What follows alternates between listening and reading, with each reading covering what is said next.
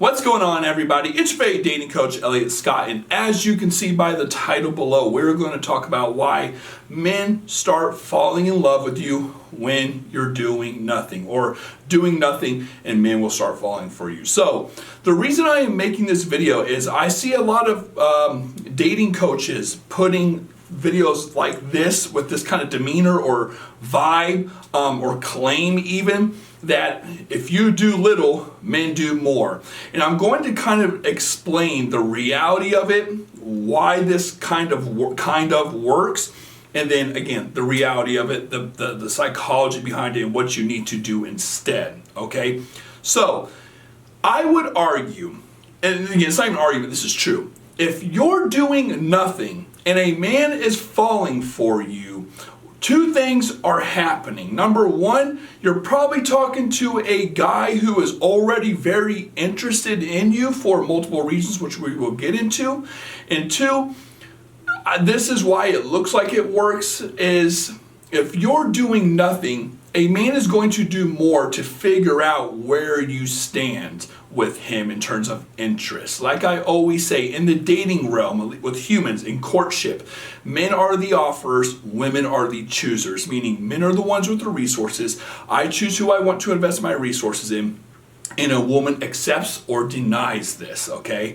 A man is the one who invests his resources, time, energy, effort, money, initiates, take the woman on the dates, this, that, yada, yada, yada. And the reason a man is choosing you, again, here's the logic behind it, the man's choosing you because there is something he wants from you. Therefore, he is going to want some type of feedback, some type of validation from you for the effort he is putting forward, okay? IOIs, I call it, indicators of interest. Now, again, that might look like a man is really interested in you, but how long does that last? Because hearing this, you might think, oh, so the plan or the best thing to do is nothing? No, it's actually not, and there's a whole bunch of reasons on why that is.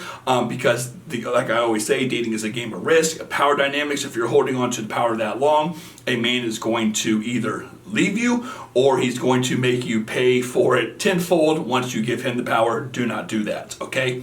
So, what you should actually do instead. Well, first off, let me tell you what actually makes a man fall in love with a woman. And this is just my opinion, but as a man and as someone who has been doing this for a long time and studies the literature behind it, I think it's 5 things, and I think a lot of things fall within these categories, okay? So the 5 things are, you have to be very attractive, like he has to be physically attracted to you. You have to be one of the best options that he can get. You have to, his life has to be better with you in it than without. You have to make him want to be a better person. Like, I want to thrive more. Like, she's this motivating factor to me. I want better for me and her. That's why I'm doing it, you know, for the family type of thing. And you have to be part of his tribe. Now, if you want to know more about tribe, I have a guide down below that talks completely in depth about tribe. I think it's one of the most important factors and things in dating and commitments. But you know, in this video, I wanted, when I talk about tribe, I mean a lot of many different things: your interests, your compatibility, your connection, your lifestyles, and things like that. So if you have these 5 things that I just mentioned to a guy, he's going to show a lot of interest in you. Now, with all this being said, when we talk about doing nothing, what we mean is stop doing just anything. So I'd have a lot of clients who would come to me doing the most crazy, outlandish things. I'm just going to list some, and if you're a client watching this, you know it's all fun and games. I'm not, or it's just lighthearted. I talk to you about everything. I'm telling you guys, I told my clients, it's all confidential, of course. But I would have clients, who would buy guys PS5s. I'd have clients who would put down payments on houses or cars for men. I would have clients, I had a client before who had a guy who's cooking dinner for a guy. Nice gesture, cooking dinner for a guy. The guy is supposed to come over, the guy ghosted her, so what does she do? The next day she packed it all up and delivered it at his house, right? Crazy talk, ladies.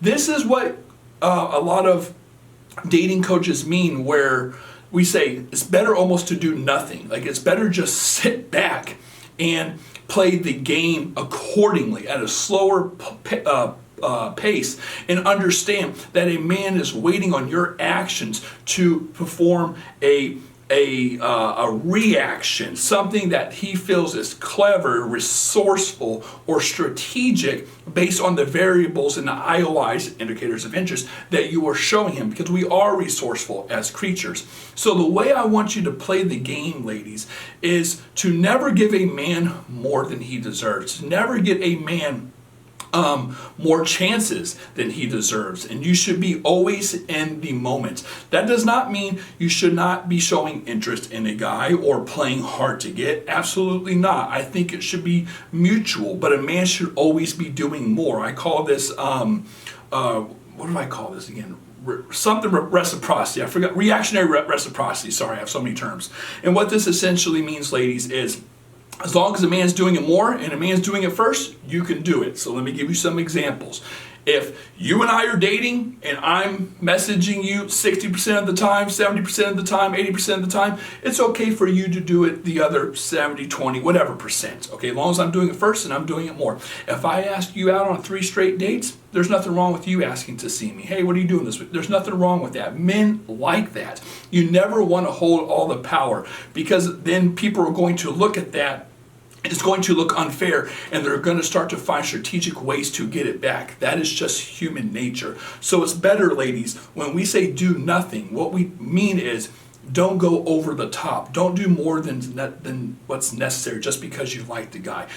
I feel like a woman should only try to fix the relationship so much before she steps back and lets a man handle it. A man's a leader. A man's supposed to communicate and meet you halfway. A man's supposed to be transparent and loyal, and he has integrity, right? So where's his end of the deal? A lot of women do more than they need. If you're watching this and you're doing more than you need to, you're the problem right here. And again, I understand why you're doing it, but you deserve better, okay? You deserve better. A man who truly likes you would never put himself in a position to lose you, ladies. So when we say do nothing, what we mean is be in the moment.